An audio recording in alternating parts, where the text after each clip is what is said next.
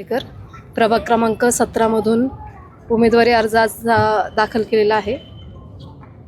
काय भावना होत्या आज उमेदवारी अर्ज दाखल करताना? कारण पक्षाकडून अद्याप कोणाचीही यादी जाहीर नाही, एबी फॉर्म दिलेला नाही. काय नेमकी धाकधूक होती? धाकधूक अशी नाही आहे, कारण गेली 8 वर्ष मी पक्षाचं अगदी निष्ठेने काम करते, त्याच्यामुळं धाकधूक अशी काहीच नव्हती. काय प्रभागाच्या समस्या आहेत? कोणत्या विषयावरती थेट तुम्ही आज फॉर्म भरताना तुमची नजर जात होती? आमच्या प्रभागामध्ये भरपूर समस्या आहेत. ज्येष्ठांसाठी विरंगुळा केंद्र नाही आहे, महिलांसाठी रोजगार निर्मितीसाठी किंवा लाईट हाऊससारखे जे प्रकल्प असायला पाहिजेत तर ते नाही आहेत. वाचनालय नाही आहे, पुन्हा आमच्या इथं सुसज्ज असा दवाखाना नाही आहे. अशा असंख्य गोष्टी आहेत की ज्या मला करायच्यात. आधीच्या नगरसेवकांनी अशी कोणती कामं जी केलेली नाहीत त्याच्यावर तुमची थेट नजर जाते? आधीच्या नगरसेवकांनी पण भरपूर कामाचा म्हणजे हे केलेलं आहे, परंतु मध्यंतरी कोरोनाचा काळ आणि त्याच्यानंतरचं जे प्रशासकीय राजवट लागू होती त्याच्यामुळं बऱ्याच गोष्टींना हे झालेलं आहे, म्हणजे ज्या झालेल्या नाही आहेत तर त्या नक्कीच मी पुढच्या काळामध्ये जर मला संधी मिळाली तर त्या नक्कीच मी पूर्ण करण्याचा प्रयत्न करेन. प्रचारासाठी प्रभागामध्ये फिरत असताना नागरिकांना कोणत्या समस्याचा जास्त कल? आमच्या इथे कचरा गाडी व्यवस्थित वेळेवर येत नाही आहे, त्याचा वेळ नाही आहे, म्हणजे ह्या खूप बेसिक समस्या आहेत. पुन्हा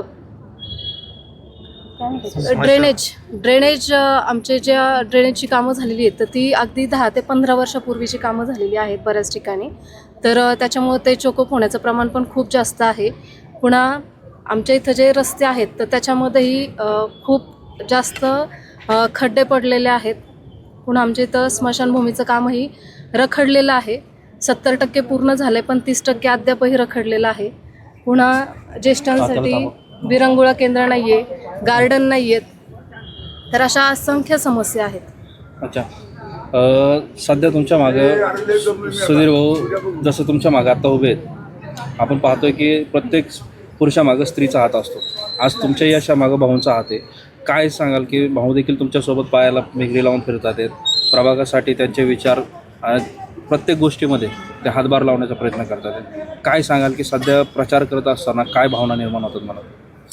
नक्कीच खरं तर या क्षेत्रातही मी साहेबांमुळेच आलेली आहे, म्हणजे त्यांचा प्रत्येक गोष्टीला मला पाठिंबा असतो आणि हे तुला जमणार आहे आणि तू करू शकतेस हा त्यांचा ठाम विश्वासच मला ह्या सगळ्या गोष्टी करण्यामध्ये मला खूप त्यांचा सपोर्ट आहे.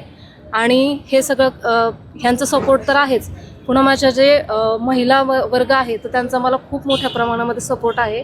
ताई तुम्ही हे करू शकता, आम्ही सगळ्या तुमच्याबरोबर आहोत, हे सगळ्या माझ्या मैत्रिणींचं जे मला पाठिंबा असतो किंवा त्यांचे जे शब्द असतात तर ते मला ह्या सगळ्या गोष्टी करण्यासाठी भाग पाडतात. मतदारांना काय आव्हान? मतदारांना मी एवढंच आवाहन करेल की गेली 8 वर्ष मी तुमची अविरत सेवा करत आलेली आहे आणि तुम्ही जर मला या वेळेला संधी दिली तर मी नक्कीच तुमच्यासाठी दिवस रात्र तुमच्यासाठी उभी असेन आणि आपल्या सगळ्या प्रश्नांचे निवारण करण्याचा मी नक्कीच प्रयत्न करेन.